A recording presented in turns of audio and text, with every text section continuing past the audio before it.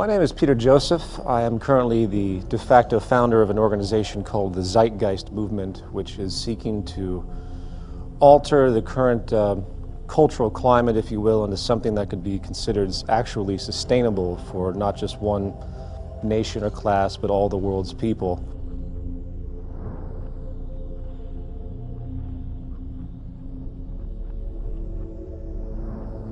We live in a paradigm now where we have society operating on the idea that we can grow infinitely. Therefore, we keep buying and consuming regardless of how many resources we have. This creates a collision course with nature, which the world is figuring out right about now on many levels, that the Earth is essentially a closed system. It took billions of years to create the minerals we have. It took many, many hundreds of millions of years to create the fossil fuels which govern everything we have. And amazingly enough, we've created this system where we're using all of our resources to create the economic growth required to sustain employment and everything else. And simultaneously, we're diminishing our resources at a near exponential rate, it seems, as population continues to grow. And no one seems to understand that it's an absolute clash, and that eventually we're going to run out of pivotal resources, and eventually you're going to see things, I don't know, like the human population start to dwindle down.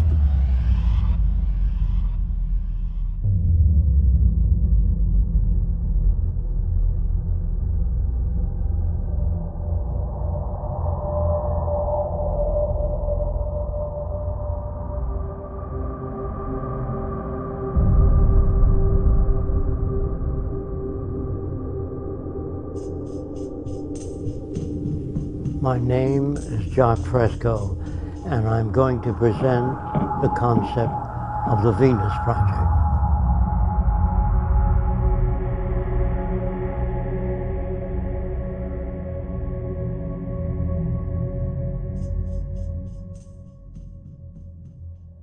If you don't want war, if you don't want poverty, hunger, unemployment, you have to declare all the Earth's resources as the common heritage of all the world's people.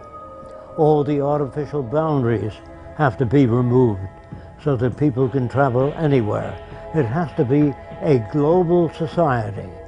There are many people that feel, well, let's develop each country.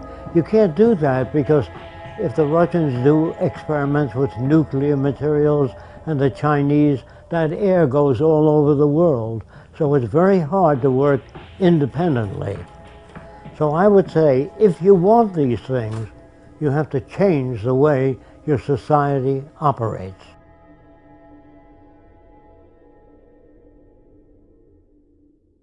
We believe here at the Venus Project, we are not civilized yet. As long as you have armies, navies, prisons, police, we are not civilized. No nation is civilized. Being civilized is an ongoing process. The more we learn, the more we know about the environment and human relations, the more we're able to deal with the problems. If we fail to do that, we won't be able to solve problems. If we go with traditional values, we won't be able to solve problems. All of these pump primers do not work. There's always been wars. The wars have continued to get worse, even though the universities today have the most sophisticated equipment in the science labs, the architectural labs, all the labs, and the wars are getting worse. The explosives are getting worse. Since the atom bomb, the explosive power is much worse. So there's something definitely wrong with all cultures. When I say wrong, I mean that the system doesn't work. Now, to talk about a system that does work is a little foreign to our habits of thought, so I'm going to try to explain how we make decisions. Actually, we don't make decisions, we arrive at them. The only way a real society can operate, period, is in a steady state economy, meaning you don't have the mechanism of constantly needing to do anything other than being sustainable in your everyday living and having society recognize the attributes of sustainability rich are required. That's the value system orientation needed to create a stable society. As a brief extension of this, we live in a materialistic culture. We live in a culture that's predicated on inferiority and people thinking that they need more and more and more because of many reasons, because of someone else having more, status-oriented issues, so on and so forth. And that fuels into this mechanism of the growth economy, of getting more and more holidays, people give each other gifts. These are inventions for economics. As long as we use money and the bottom line is profit, then those who control the money are able to make the laws in their favor. And that means that they really don't care about people. They care about wealth, property, and power when that is the main incentive. So when we use a monetary system, there is no justice within this system. There's no making this system equitable. What we need is an entirely new system that we call a resource-based economy.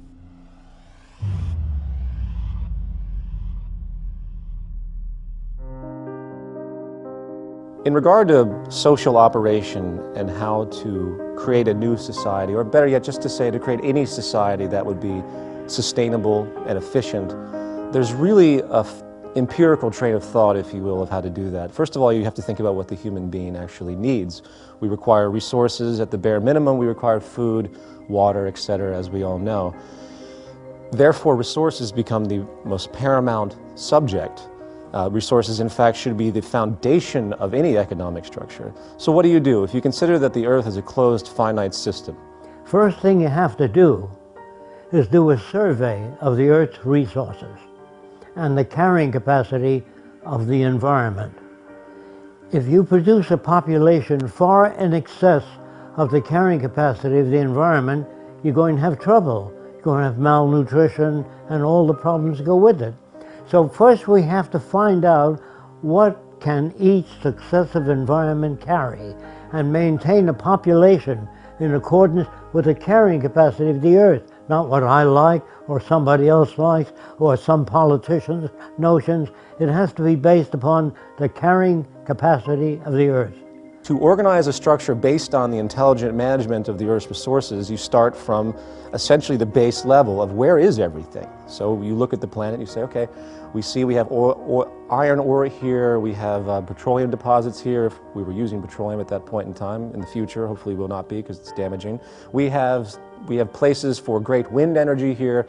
You get the point. We can assess the entire environment of what we currently use based on our technological facilities at that point, and we start to create a structure of analysis, maintenance, and management, and basically monitor and understand what we have.